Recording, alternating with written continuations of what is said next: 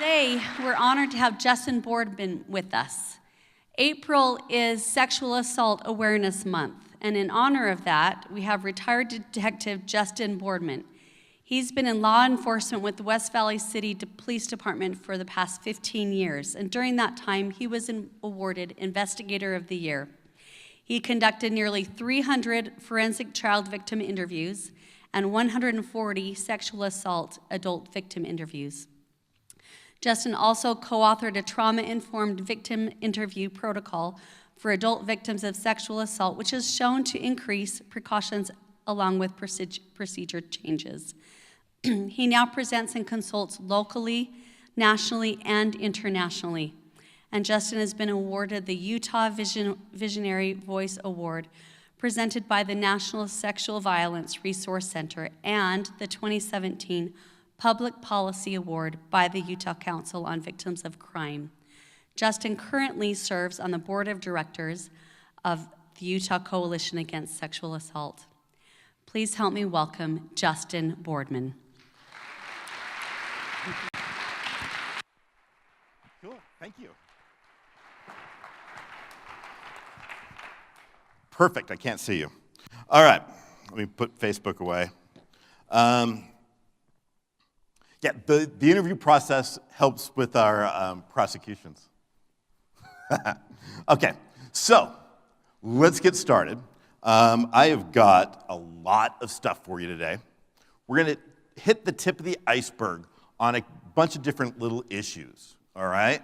Hopefully so that you spark some interest in your head and that you might do some additional research and try to figure out some of this really cool stuff I'm going to show you. There's a couple different things. First off, I want to remind you or tell you about an app on your phone. It's available on the Apple and the other platform, what is it, Google, whatever. And it's called You Are a Survivor, and that's by UCASA, the Utah Coalition Against Sexual Assault.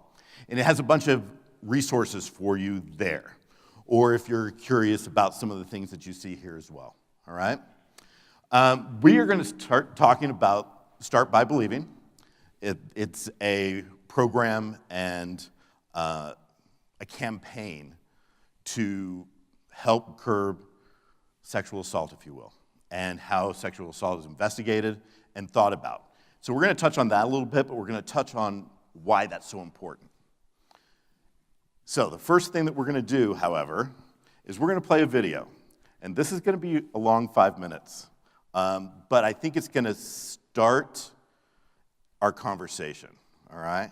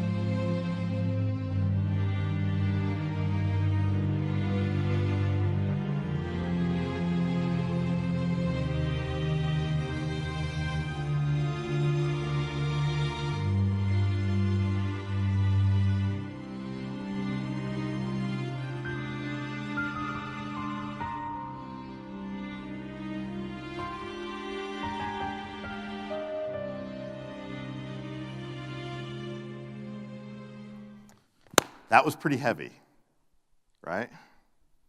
So, we're going to put some hope into this, and we're going to show you why this has happened and why it shouldn't in the future, all right? And we're going to try to do that on time. So, End Violence Against Women International is an organization that trains law enforcement and the justice system about sexual assault and violence against women and boys, that sort of thing, okay? And you can easily find them online. I think it's the first Wednesday of April. Every year in the state of Utah is Start by Believing Day, and it was passed through our legislature. We were the second state in the United States to pass that. So that's coming up here pretty quick. Good stuff, and we're going to go back to that. So a little bit about me, which you heard, is I worked for West Valley City for 15 years. I was 8 years on the road and 7 years as a Special Victims Unit detective. In that time, my life was changed. And during that time, especially as a Special Victims Unit detective, my culture has started changing. That's why I'm recently retired. I left 5 years early to try to help change the culture in your world and in my world, the justice system, because we've been doing it wrong. And bam. So some significant persons and researchers throughout the country, you can find them online on YouTube and learn a whole lot more about what we're going to hit the tip of the iceberg on, all right? And great people, wonderful human beings. So there's several campaigns, right? Oh, before I get on my spiel again, because it just popped in my head, ADHD, right? If you need to take care of yourself during this, I totally understand, and you're more than welcome to take a break from the presentation if need be. By looking at the faces in the room, you should all know, right, that there are many survivors in this room. All right, well, let's get going. Stop victim blaming. Starting by believing that we just went through, right? See something, say something. I will speak up, right? The No More campaign, have you seen that, right? With the football, NFL, and those sort of things, No More. It's also the Joyful Heart Foundation, Mariska Hargitay's. Also, endthebacklog.org. It's about the rape kits, and she has a documentary coming out here really quickly in the next couple weeks on that. And then we have that, right? Everybody has seen the Me Too movement. It makes guys in my generation shake in their shoes. It's a good thing. So the Me Too movement is help bringing out people to talk about sexual assault. The Me Too movement is very positive. And a lot of people, it's stirring up the pot so that we can talk about it. And what it does with my generation and the generation before me is that they're realizing, and we're realizing in our generation, we've screwed up. We screwed up bad. We weren't getting it. We didn't know. And a lot of men in my generation, and females, if you will, have made mistakes. And there's a lot of guilt that comes from that. But we can't change what happened in the past, but we can change what's happening in the future. So this is how it's played out over the years, all right? I'm going to give you some depressing numbers. So out of 100 rapes committed throughout the United States, an estimated 5 to 20 are actually reported to law enforcement.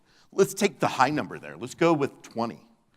So 80 survivors, victims, if you will, have not reported. That's a huge amount. How do you know that? There's lots of research out there that helps back up these numbers, and really, that's really hard to prove, but it makes a lot of sense. 5.4% of that 20, if you will, right, are prosecuted. Yikes.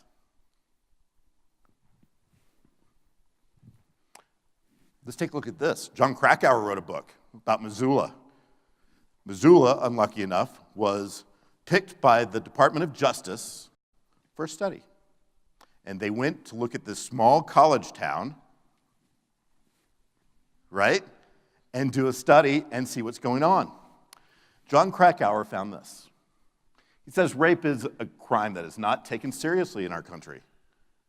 Absolutely correct. And if you read this book, you'll learn a lot of different things. And these stories are similar to the ones that you may be hearing out amongst your culture, if you will. So they went in and studied 350 cases. They found this. Law enforcement took to the prosecutor's office only 85 cases out of that 350. Yikes. So that's my fault. All those big cases were dying on my desk. Prosecution filed 14 cases. 4%. Right? 5.5 for the country, or 5.4. 4% for Missoula. How about Utah? This is Salt Lake County, and this is sexual assault kits, right? So Dr. Valentine from BYU did the study, CODAR kits, because in my culture, my generation was really afraid to say rape. Doesn't like that word, makes everybody feel uncomfortable, so they called them CODAR kits. Hence some of the issues, right? We were afraid to talk about it. So she went and did a study, and most sexual assault kits have to be done within 5 days. So that's a pretty fast report. Sexual assault, by nature, in my field, are late reports. When somebody's sexually assaulted, they don't necessarily run right to the hospital or call 911. Sometimes it's 2 weeks, 3 weeks, 5 years, and right now, people are coming forward at 30 years saying, I was sexually assaulted.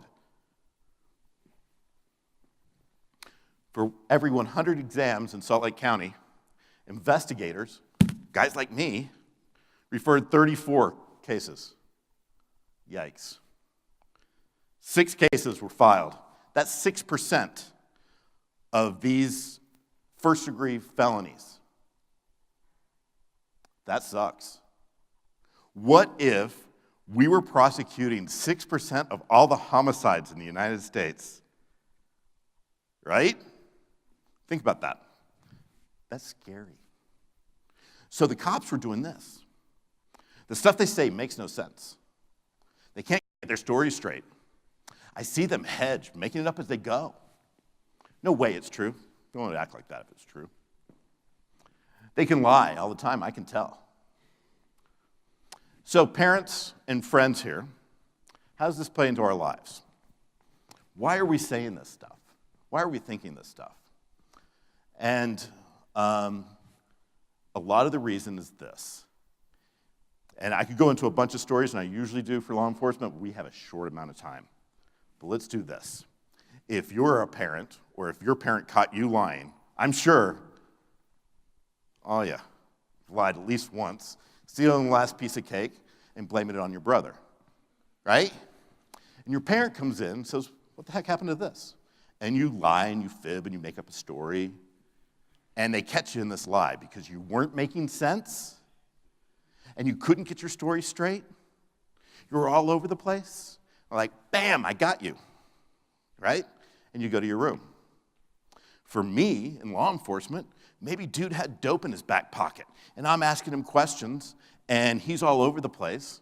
I end up arresting him and throwing him in the bucket overnight, right?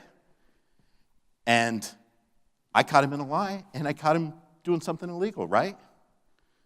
What happens when somebody's sexually assaulted, in a lot of cases, not all, but most cases, your brain is going to trigger, and we're going to show that. And what happens is it does stuff to your memories and how you relate that to the other person. So all the people that have been liar, liars, pants on fires that I've talked to, my victims are showing up the same way. And that contributes to all those bad numbers. It contributes to our society and why we're like, we don't believe her, right? Also, for the sake of full disclosure, there are male victims of sexual assault. There are a lot of them. However, it's mostly female that comes forward. So we're going to be using those descriptions today, okay? So here was the problem. The victims have a wide range of behaviors.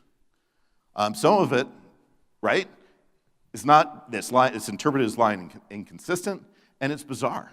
It's actually the result of trauma. So if you've ever been to the emergency room for stitches and you're laughing before the nurse comes in, why are you laughing? You're cut open. You're bleeding to death from your finger, right? It's just how your body does that. So it actually starts, we're not going to go all the way back into evolution. It could get crazy in here. Let's go back to cavemen. Let's think about cavemen for a second, if we can agree there. So as cavemen, we were hunters and gatherers, right? And we were also the hunted. Let's think about saber-toothed tigers. They would stalk us, and they'd eat us. And our brain, way back when, even further back than that, evolved to protect us and make sure that we were alive and we survived. Think about hypothermia, what your brain does. What do you freeze? When you start freezing to death, what happens? Your fingertips go away because you don't need your freaking fingertips to survive. Your arms go away. And it's just your central organs, right? Brain's controlling that because it doesn't matter how screwed up you are, as long as you're alive, that's all that matters. So we can start with brain science. You guys are in school, and we can talk about all this stuff. I'm a cop. I like bright colors and 4-letter words. So, oh, hell no, we're not going to do that, okay? So we won't get there. Let's start with the brain. We're only going to talk about a couple little places. Let's talk about the prefrontal cortex. That's what we're doing right now. We all have a perceived control. It helps us be rational. You know, is Boardman going to get me out of here on time so that I can go to lunch or go home or whatever? What am I having for dinner tonight? We can reason. We have a perceived control. It's perceived right now. You feel like you're in control of yourself? It's perceived because Justin could do all sorts of crazy stuff here and put you into a trauma, and you don't actually have control. So we can have thoughts and behaviors that are not just simply based on habits and reflexes. And it focuses our attention. If you're focusing to this or to me, or I saw a couple of people with books in their laps or their phones, which is cool, I get it. I'd hate to listen to me too. So the defense circuitry, the trauma response. Okay, this is why we act the way we do when the crap hits the fan. Let's think about the Impalas, right? Ooh, I think this thing has groovy. So you have the watering hole. They know that's where the predator's going to find them, right? We have some lookouts over here. We have some taking a drink. Their eyes are looking, right? Because they know that they could be eaten at any point. Then this happens, right? That's the oh crap brain. That's it, all right? And what's going to happen is when this happens, our impalas are going to remember what happened right then really super good. But while they're going, holy crap, and they're running, they're not going to remember a ton of that. They just care that they're not going to get their ass eaten, right? So, and then that's going to record memories in a different way. But the brain's going to remember next time they are here and a little bubble comes up here, it's time to get the hell out of Dodge, right? Because that's going to happen. That's how your brain goes. So let's look at this really quick. Look at the cat's reaction while it's stalking its little prey here, and a predator, if you will, comes up. What a tease. Right? That's the saber-toothed tiger, for hell's sake. So they jump as a mechanism to survive, right? Okay, so this is kind of what happens and why some of our numbers suck the way they do. So the suspect, if you will, and our victim, if you will, are communicating right now. Where I'm communicating with you with the prefrontal cortex, we communicate similarly. Then bam, that alligator comes up, that saber-toothed tiger comes up, and our brain goes into the survival thing, right? It's defense. And now the suspect still communicates the way that it always has, or they have. Our victim is telling a story in a different way now. Their experience, not a story, experience, okay? And the suspect and the cops, or the suspect or your buddy that's being accused and you are communicating similarly. Here's the problem, right? The popo talks like this, and the victims talk like that, and we're not communicating the same. That's been the issue, all right? So in a weird way, I'm just translating. This is kind of what happens. The prefrontal cortex is working, that bam moment, maybe in sexual assault, it's a forearm across the chest. It could be all sorts of things that start that. That area turns off. The defense circuitry, right in here, hippocampus, amygdala, all sorts of crazy cool stuff in there that you can go research if you want. Call it defense circuitry. It kicks in to make sure that you're alive and you survive. So there's a lot of threats to our existence. I'm checking the time. We have 20 minutes-ish, right? So certainly this, in a domestic violence situation.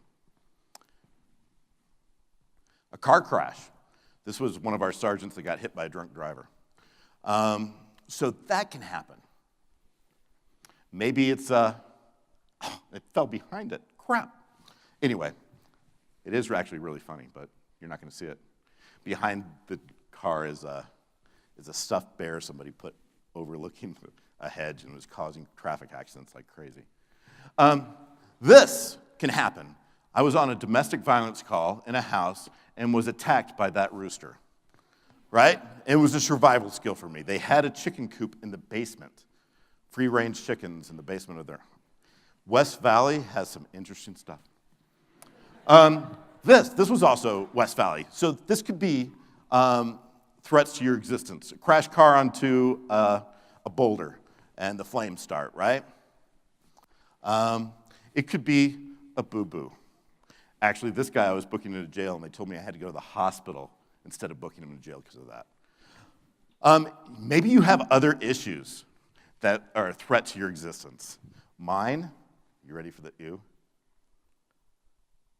Are bathrooms, right? Ew. Okay. He was dead in the other room, but that's another story. Okay, so responses to trauma, right? Playing possum. This is so that the possum can live. And our brains will do a lot of stuff similar to that.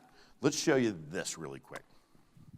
Well, this next story is all about a deer in the headlights, literally. Yes, it happened in Michigan when a deer ran out in front of a car, got caught in the headlights, and was scared stiff, really. He didn't move, frozen in the road for nearly half an hour, holding up traffic, and then a sheriff's deputy was called, tried to coax the animal out of the road. When that did not work, he finally just picked the deer up and moved it to the side of the road. Eventually, it took off into the woods, and we should note what the officer did, however, is not recommended. But it's so interesting. It's like that classic deer caught in the headlights. It is. We always hear about. That deer was there for 30 minutes before the officer got there. It's called tonic immobility, and for me, it's pretty fascinating. What happens is your brain will freeze, flight, or you fight as you flee, is the normal reaction of what your brain happens. What we always thought was fight or flight. It's actually freeze, flight, or fight. This freeze could be that part of a second. I mean, just a little bit. That's why cops train the way they do. They train on their bat belts, right? That's why some people will train in self-defense. They do things like that, is so that they react faster. But the truth is, your brain pauses, freezes for a second, and then makes these decisions. Now, if your brain during that decision feels like it can't escape, it can and will stay in tonic immobility like the deer. So that's why some people go, well, why didn't she fight? There was people in the other room that could have stopped it. Truth of the matter is, she couldn't.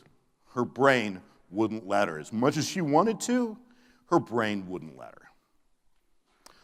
Well, we were at a party and they went to the back room for a little kissy-kissy, and maybe he wanted to do a little touchy-touchy, and she's like, no, no, and he's like, yes, yes, and she's like, no, no, and he's like, yes, yes, drops the forearm. Then what? He's 6'2", she's 5'4".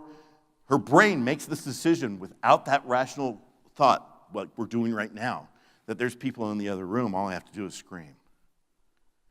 So your voice can also go into tonic. It happens, and it puts a lot of guilt on people that have been assaulted and they don't feel comfortable reporting. And then when they have in the past, my generation, the way that we've been socialized says, you're a liar, liar, pants on fire. It's wrong. So let's show a little bit about how fast your brain can work with a startle reflex reaction, all right?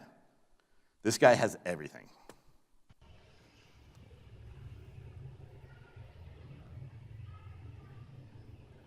Right? Holy crap, did you see how fast? Boom, boom, thinking, his brain's spinning, and he reacts.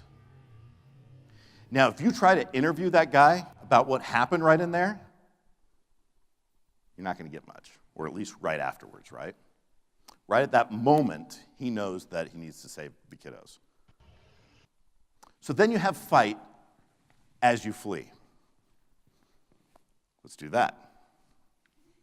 Ah, yeah, the snowman stuff. I love the freaking snowman, and we would be showing a ton of snowman if we had more time.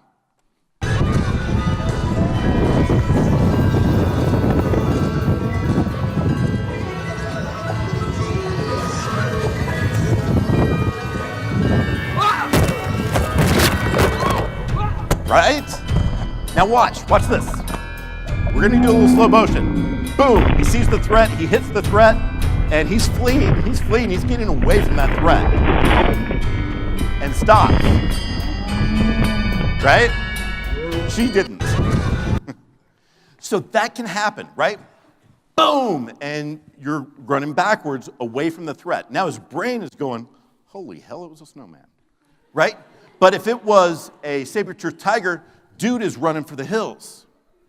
Now, if he does that and it's an alley cat, he might start fighting back, right? Because his brain feels he can overtake that smaller threat. Make sense? Then there's faint. Faint's a bad one. Faint happens a lot with alcohol-facilitated sexual assault because the person goes, holy moly, I wish I could fight back. I can't. I've got alcohol in my system. I can barely move. I'm done for. I faint. Like we all hope to if we ever have that bad opportunity of jumping out of a plane without a parachute. We want to faint before we hit, right? So here's a prank. There is a little bit of blood. It's fake blood, all right? And he just he's cutting with a chainsaw, and he picks up a chainsaw without a blade.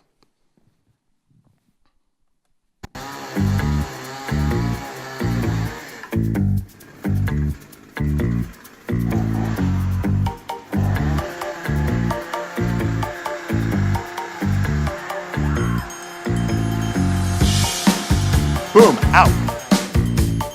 Brain just shuts right down. Right? Dude, wake up.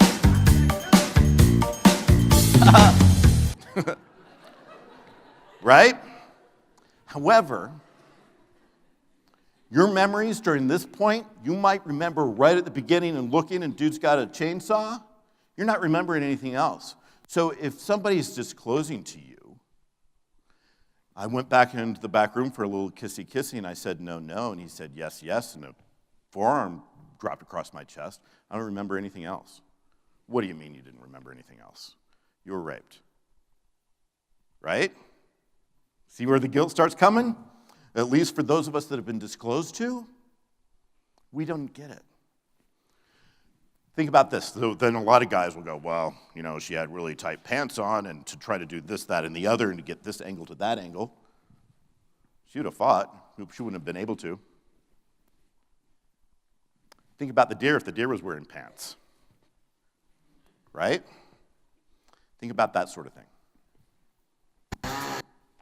So this plays a little bit with law enforcement like that. All right? We study a lot about cops, especially in this day and age with officer-involved shootings, right? It's way out there in the news. And so they study a lot about us that are professional trauma victims.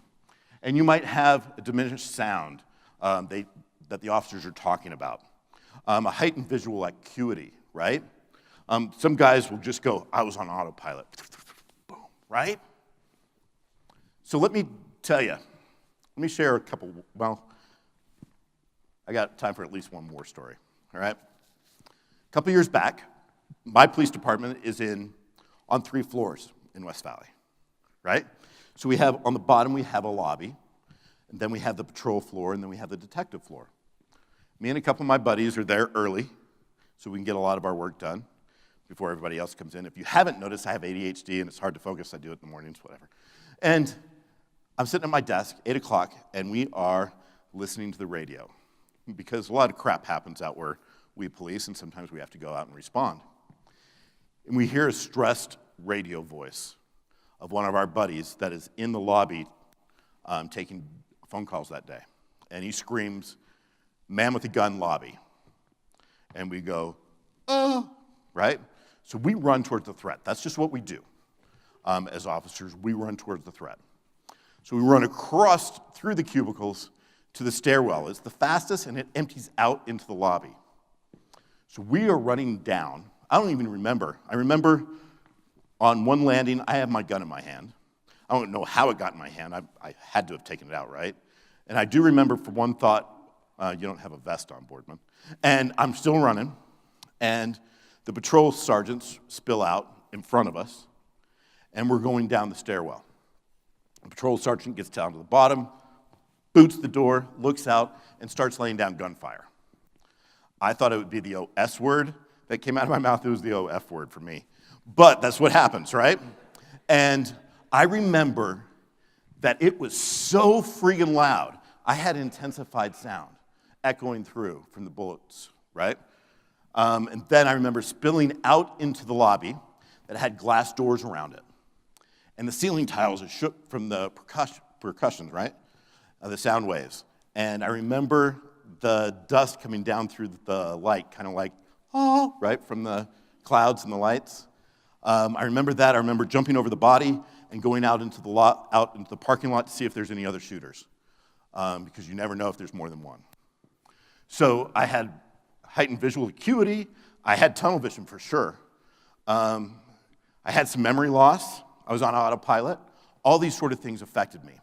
Think about the last time that you were going to the Walmart and you saw an open parking place in number 1, right? And you're like, oh, yeah, I'm going to get that. And you're flying through the parking lot.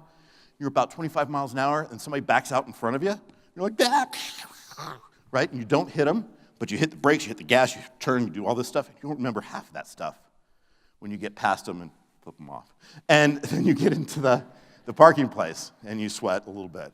But you don't remember all those actions, right? I have a bunch more stories, but maybe some other time. All right. Let's talk a little bit about consent. And there's so many different things out there. There's apps, there's stuff on the internet. We're just going to break it down really easy. Let's think about this really quick. Red light, no, right? Driving. Yellow light, okay. I probably shouldn't use the yellow light because I know half of you guys, when you see a yellow light, you're throwing on the gas. But really, it's caution to slow down and stop, right? And you know that you'll get a ticket. But that's a slowdown, all right? And consent is the only green light.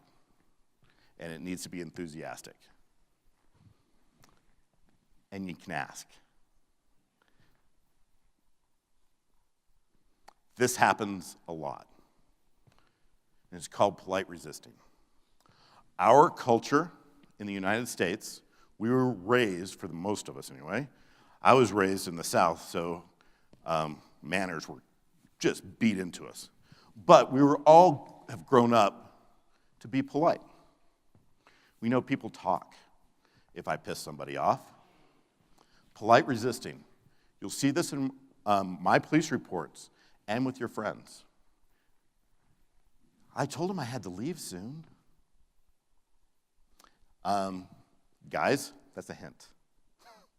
That's your yellow light right there. I have to leave soon. My boyfriend, my husband will be mad if we keep going. That's polite resisting. That's a yellow light. You're just about to offend. My roommate or your roommate's home. There's no privacy. They're in the other room. That's polite resisting. They may hear us, right? You might hear a little bit of the yes, yes. That's polite resisting. This comes up in my police reports all the time. Well, I told him this. It's because we were all socialized that way. Then there's submit and negotiate. A lot of us think that this is, well, she said she would do this or that.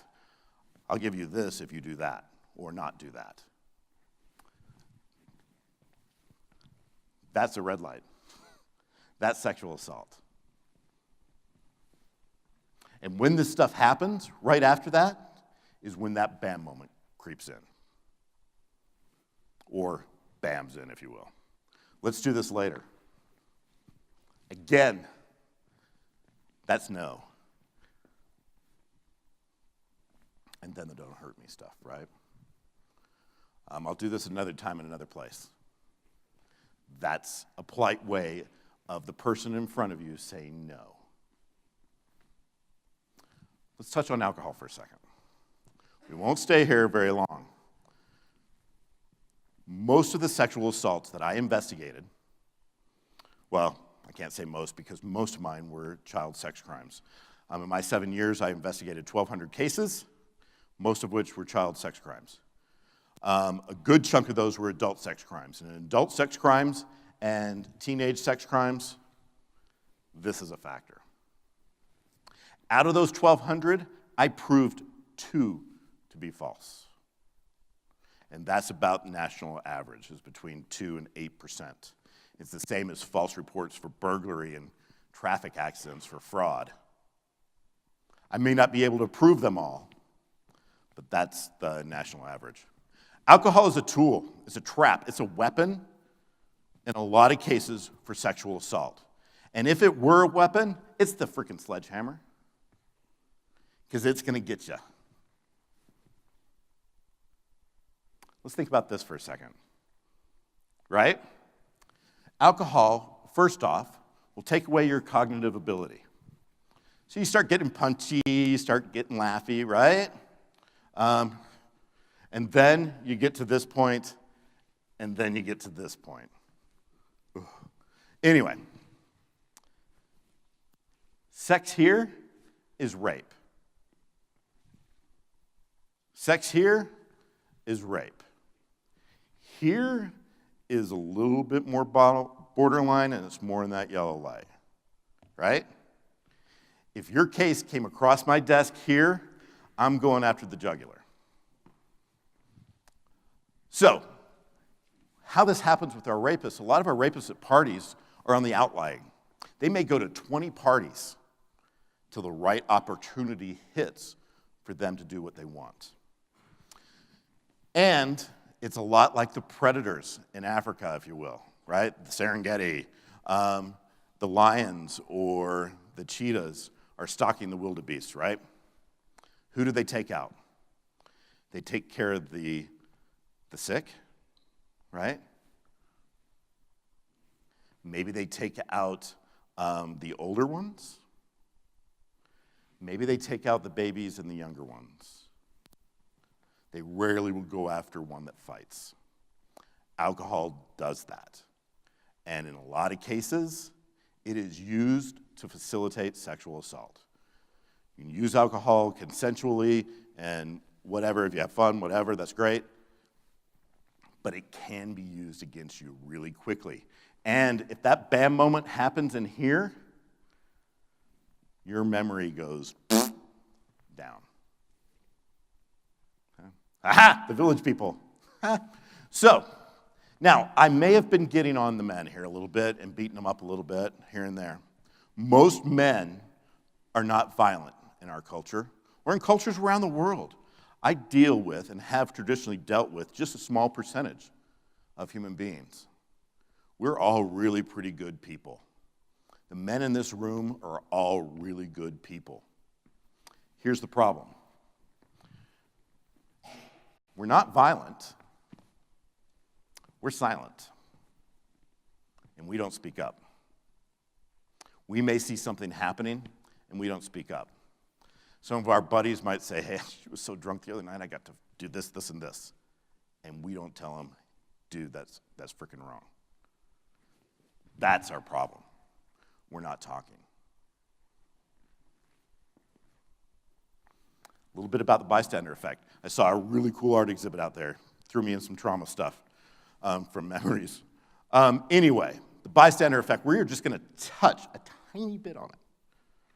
However, when people don't act in emergency situations if they're around other people. So right now, if, I don't know, any one of you in the front row, because I like to pick on the right, fell over of a heart attack, everybody's going to stand up and scream and go, ew, expecting somebody else is going to jump in.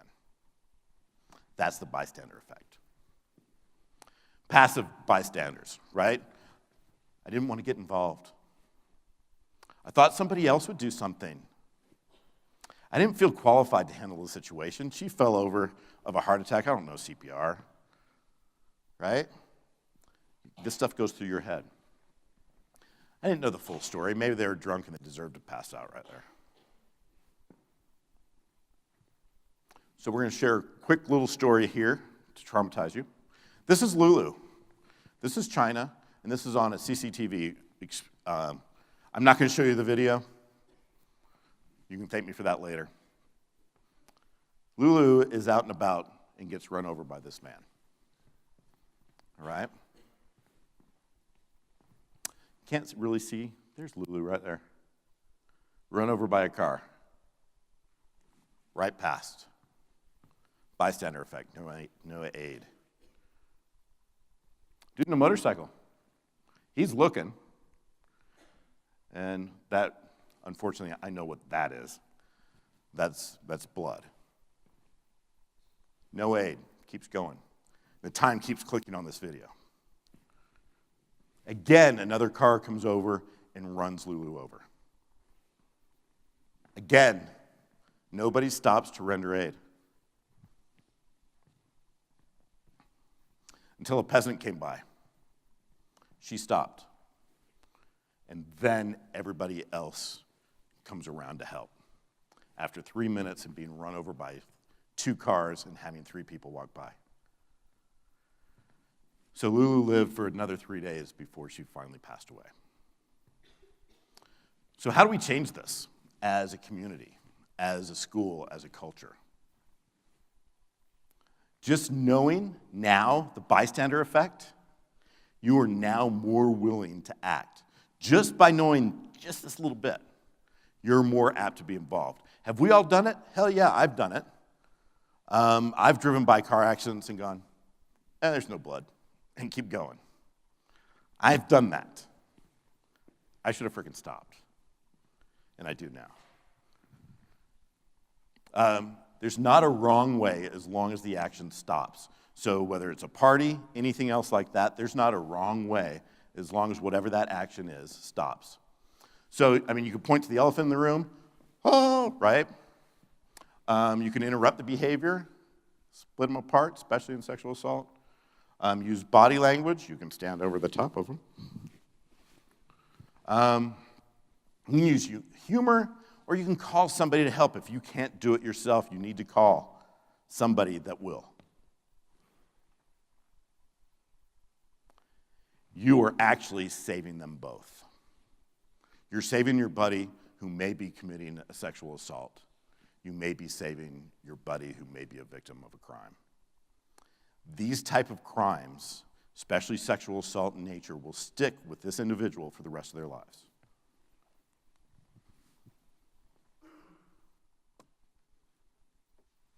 My name is Wilma Castro, and I'm a victim advocate with the Provo Police Department.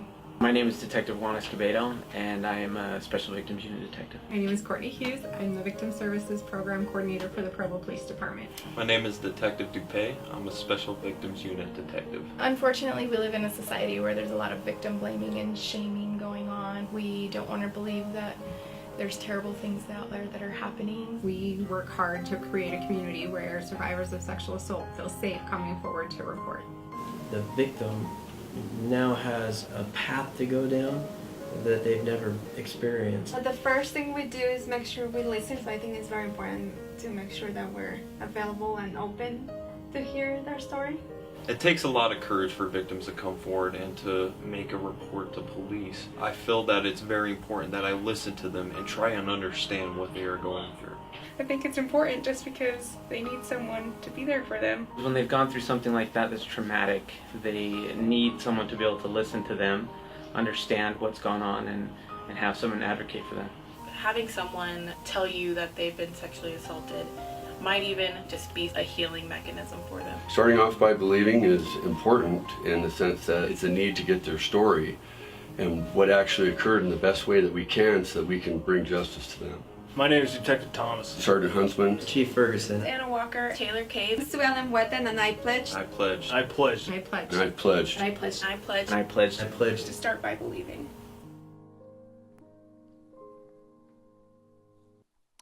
There's a lot of guilt My name is- that happens when somebody discloses to you. Really, it's about owning that situation right then and giving it a hand or some help to someone. When you start off with what were you wearing, how drunk were you, why did you put yourself in that spot, that is going to shut them down and do a lot more damage than good.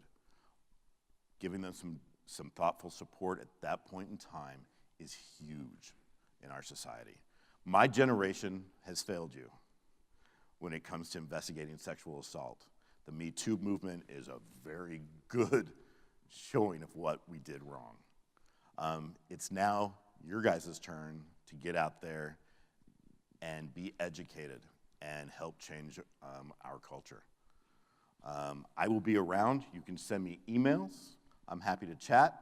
I'm happy to chat via email or phone and talk to you if you have any questions. The Start By Believe or the I Am a Survivor app is awesome. There's a lot of things online as well, and your teachers and community will also help you out if you have any questions. We're done.